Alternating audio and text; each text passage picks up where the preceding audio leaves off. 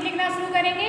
पहला पाठ डालेंगे, पाठ का नाम, उसके बाद ब्लैक पेन से सूक्ति नोट करेंगे, फिर उसके बाद होगा संदर्भ, फिर अर्थ, उसके बाद व्याख्या। ठीक है, अभी हम सब बताते जा रहे हैं। पहले आप लोग कॉपी में इस तरीके से खोलना है आपको। सबसे पहले ऊपर डालेंगे पहला पाठ, सिर्फ पाठ का नाम डालेंगे, रामस्य पितृभक्ति। ठीक है, ब्लैक पेन से। उसके बाद साइड में डालेंगे सूक्ति, ब्लैक पेन से। ब्लैक पेन से ही हम सूक्ति लिखेंगे। यतो मूलम नरः पश्चेत् प्रादुर्भाव मिहात्मना। ठीक है, एक साथ लिखना है। उसके बाद ब्लैक पेन से हम डालेंगे अर्थ। तो इसका हम आप बोलेंगे तो आप लोगों को ब्लू पेन से आपको अर्थ लिखना है। ठीक है, तो इसका अर्थ लिखिए।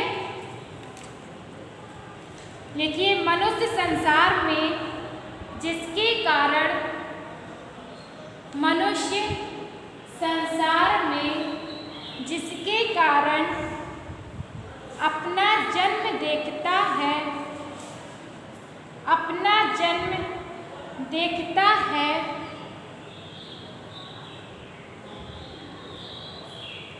जन्म देखता है, उस प्रत्यक्ष देवता के होते हुए,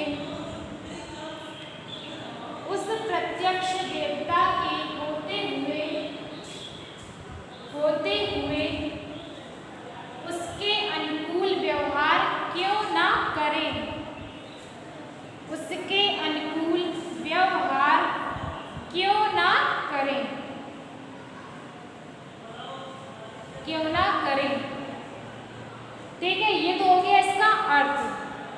अब इसके बाद एक लाइन छोड़ के ब्लैक पेन से हम डालेंगे संदर्भ, फिर उसके बाद संदर्भ कैसे लिखना है ये तो आप लोग को पता ही है, तो हम अभी संदर्भ भी आप लोगों को बोल रहे हैं, उसे भी आप लोग लिखिए। लिखिए ब्लू पेन से, प्रस्तुत सूक्ति, प्रस्तुत सूक्ति संस्कृत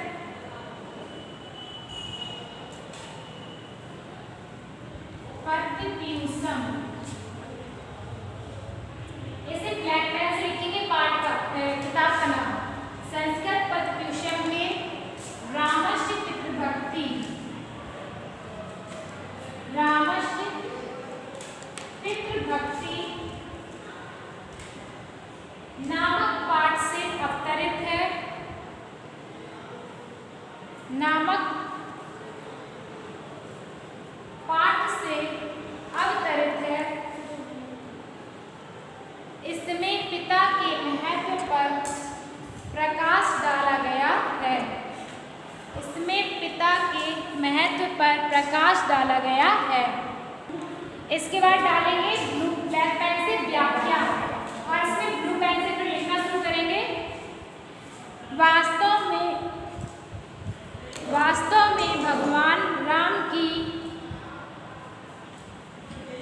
वास्तव में भगवान राम की धारणा, भगवान राम की धारणा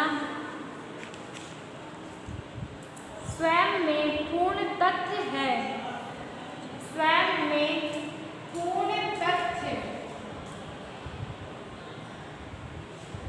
पूर्ण तथ्य है, पूर्ण तथ्य है। इस संसार में, इस संसार में पुत्र के लिए सबसे बड़ा, पुत्र के लिए सबसे बड़ा देवता उनके माता पिता ही होते हैं। पुत्र के लिए सबसे बड़ा देवता उसके माता पिता ही होते हैं, माता पिता ही होते हैं, जिसके कारण उनका जन्म भरण पोषण, जिसके कारण उसका जन्म भरण पोषण, सब कॉमा में लिखना है इसे कॉमा करके, जन्म भरण पोषण और अध्ययन आदि संपन्न होता है, और अध्ययन आदि संपन्न होता है। इसलिए इसलिए राम स्वयं से प्रश्न कर रहे हैं। इसलिए राम स्वयं से प्रश्न कर रहे हैं। प्रश्न कर रहे हैं।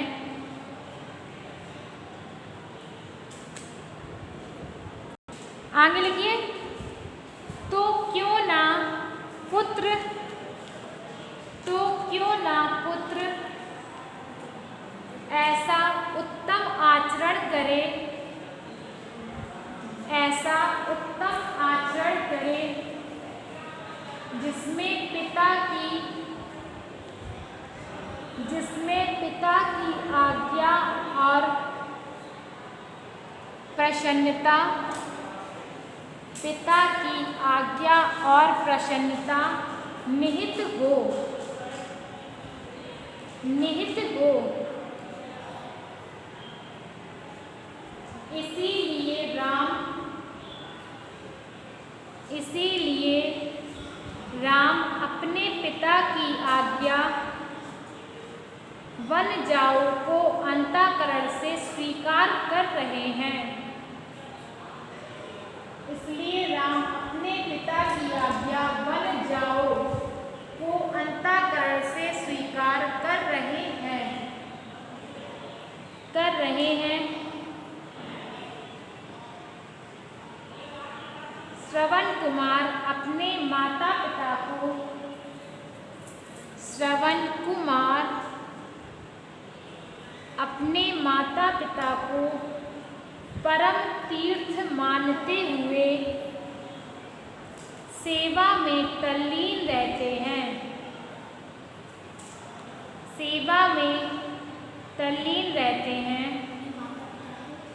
परम तीर्थ मानते हुए सेवा में तल्लीन रहते हैं। हमारे तीन ऋणों में एक ऋण पितृ ऋण भी होता है।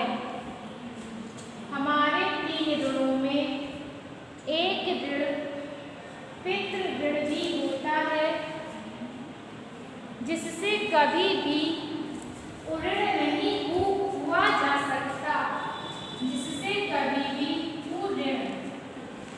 उऋण नहीं हुआ जा सकता। यह आपकी सूक्ति कंप्लीट हो गई। अगली सूक्ति डालेंगे। इसके बाद नीचे से हम डालेंगे अगली सूक्ति, उसी नीचे से डालेंगे। पहले डालेंगे ब्लैक पेन से सूक्ति, फिर ब्लैक पेन से नोट करेंगे। भक्षेयम विषम तीक्ष्णम पतेमपि चाणवे। ठीक है, फिर डालेंगे अर्थ, उसके बाद फिर लिखेंगे व्याख्या। तो पहले सूक्ति नोट कीजिए, उसके बाद अर्थ डालिए,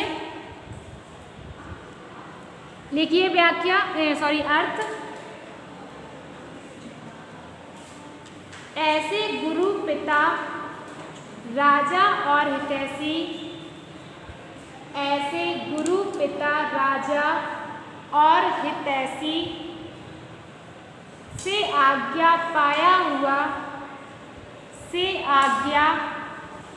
हुआ मैं तेज विष भी खा सकता हूँ, मैं तेज विष भी खा सकता हूँ और समुद्र में भी कूद सकता हूँ। ठीक है, इसके बाद डालेंगे व्याख्या।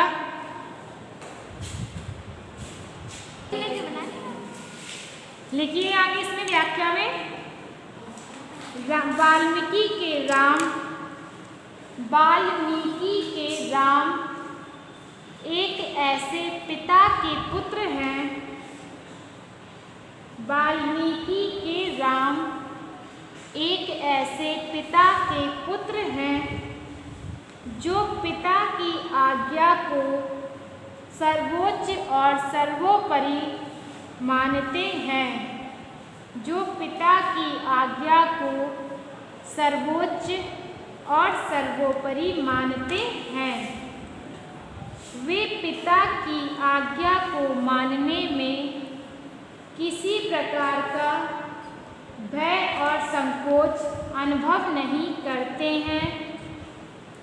वे पिता की आज्ञा मानने में किसी प्रकार का भय और संकोच अनुभव नहीं करते हैं, इसलिए उनको 14 वर्ष में रहने का 14 वर्ष वनवास में इसलिए उनको 14 वर्ष वनवास में रहने का भय नहीं होता, भय नहीं होता। वे समुद्र में कूदने का साहस और विस्फान करने की क्षमता रखते हैं।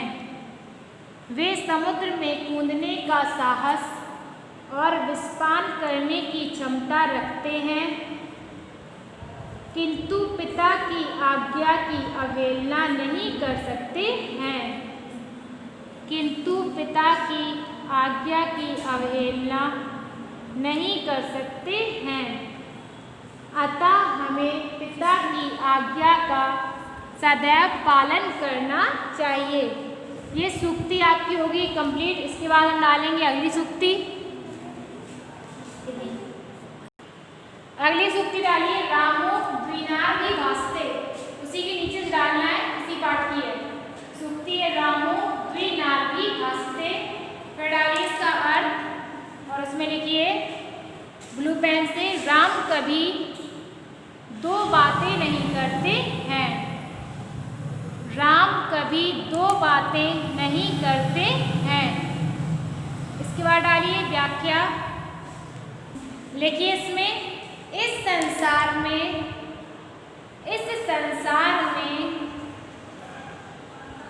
कई प्रकार के व्यक्ति होते हैं, इस संसार में कई प्रकार के व्यक्ति होते हैं, कुछ इस प्रकार के होते हैं, कुछ इस प्रकार के होते हैं, इस प्रकार के होते हैं जो अपने वचनों पर अटल नहीं रहते हैं, जो अपने वचनों पर अटल नहीं रहते हैं, अटल नहीं रहते हैं। वे समय पर या किसी के दबाव डालने पर, वे समय पर या किसी के दबाव डालने पर अपनी बातों से मुकर जाते हैं, अपनी बातों से मुकर जाते हैं,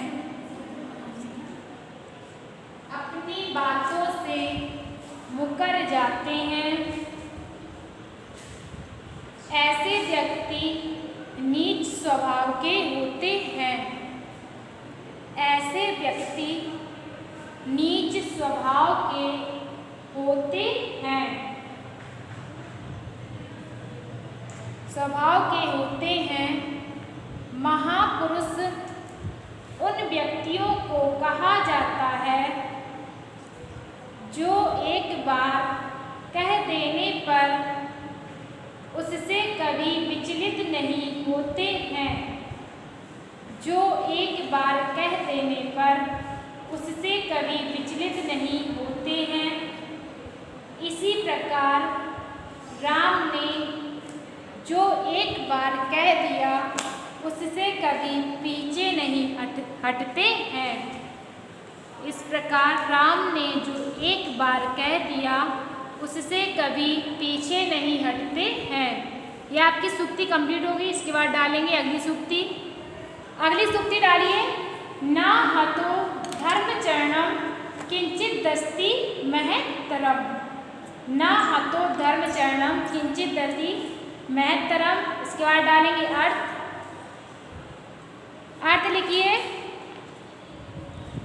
पिता की सेवा, पिता की सेवा उनकी आज्ञा का पालन करना, पिता की सेवा उनकी आज्ञा का पालन करना धर्माचरण जैसा है, धर्माचरण जैसा है। उससे बढ़कर संसार में कोई आचरण नहीं है। उससे बढ़कर संसार में कोई आचरण नहीं है। डालिए व्याख्या।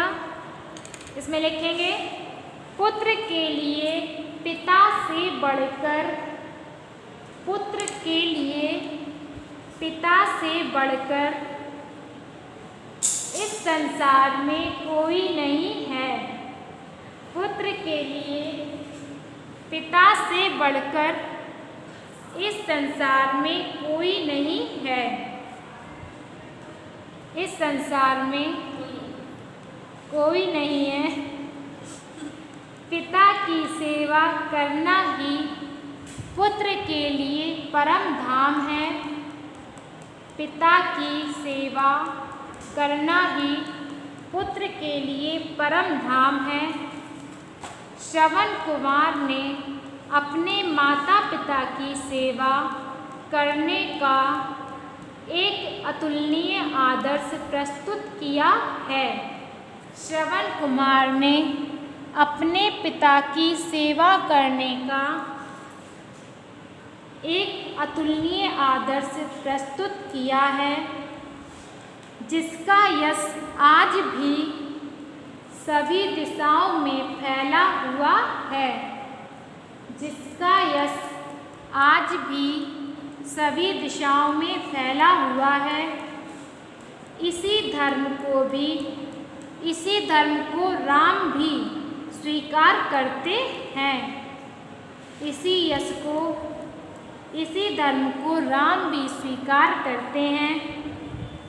इसलिए तो वे कहते हैं कि पिता की सेवा करना, उनकी आज्ञा का पालन करना पुत्र का सबसे बड़ा कर्तव्य है और धर्माचरण भी है। इसलिए मनुष्य को कभी भी अपने पिता की आज्ञा का पालन नहीं त्यागना चाहिए। ये आपकी सूक्ति कंप्लीट हो गई। देखिए आगे पैराग्राफ। रविदासा कबीरदासो नानक देव प्रवर्त्या संतो महात्मना निर्गुण मेवेश्वरम गायन्ति स्म। रविदास, कबीरदास और नानक देव जैसे संत और महात्मा के निर्गुण ईश्वर को गाते थे, परंतु सगुण संप्रदाय अवलंबिना प्रति विदेशुणो नाशवन। परंतु सगुण संप्रदाय के प्रति उनके मन में कोई द्वेष भाव नहीं था। न ते रचतेषु पदेषु यत्र तत्र भक्ति भावस्य तत्त्वम् अवलोक्यते। उनके रचे हुए पदों में जहाँ तहाँ भक्ति भाव का तत्व दिखाई देता था। निराकारा ब्राह्मणा ज्ञान भूते सुविस्तृते साक्षात्कार विचारण वशी विचरन्नपि रविदास पृथ्वीतले विद्यमानेषु दुक्तेषु दरिद्रेषु दलितेषु च सूत्रां रमते। वे तपस्या निराकार ब्रह्मा का विस्तृत साक्षात्कार करते हुए रविदास पृथ्वी तल में विद्यमान दुखी और दरिद्र दलितों में अत्यंत सुख पाते थे। द्वादश की रविदास कबीरदासो नानक देव प्रवर्ता संतो महात्मनो निर्गुणमेश्वरे गायन्ति स्म। रविदास, कबीरदास, नानक देव जैसे संत महात्माओं के निर्गुण ईश्वर को गाते थे, परंतु सगुण संप्रदाय अवलंबना प्रति विदेशुणो नाशन। परंतु सगुण संप्रदाय के प्रति उनके मन में द्वेष नहीं था। तैरस्तेषु पदेषु यत्र तत्र भक्ति भावस्य तत्त्वम् अवलोक्यते। उनके रचे हुए पदों में जहाँ तहाँ भक्ति भाव दिखाई देता था। निराकार ब्राह्मणा ज्ञान भूते सुविस्तृते साक्षात्कार विचारण वशी विचरन्नपि रविदासा पृथ्वी तले विद्यमानेषु दुक्तेषु दरिद्रेषु दलितेषु च सूत्रां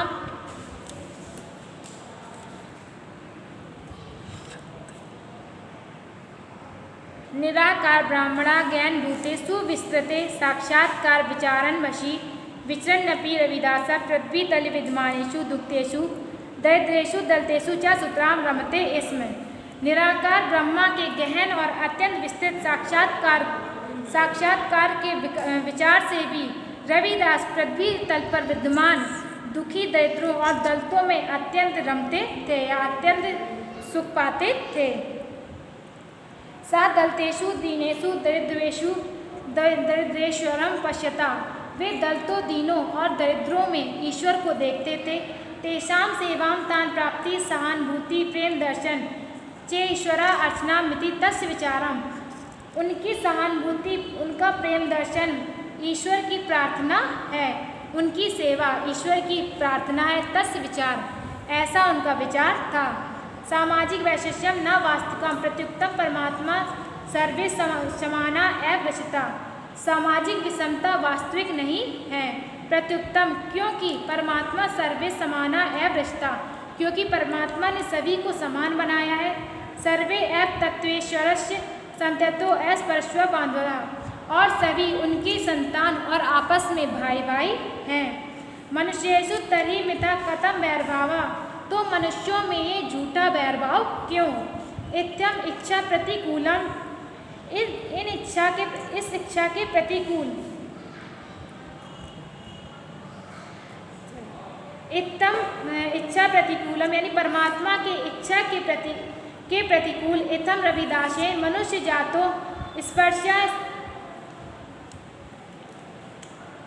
स्पर्शी आदि दोषाणाम